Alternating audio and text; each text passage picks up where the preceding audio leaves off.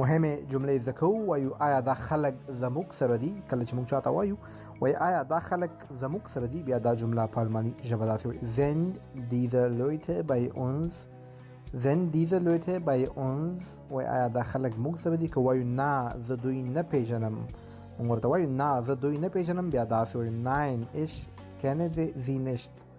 nein ich kenne sie nicht. وای زه دوی نه پیژنم. که وایو هو دا خلک زموږ سره دي، هو دا خلک زموږ سره دي، په الماني ژبه دغه جمله څنګه وایي تاسو په کمنټ کې ولیکئ. زه بیا هم درته په کمنټ کې لیکم چې غلطه وي.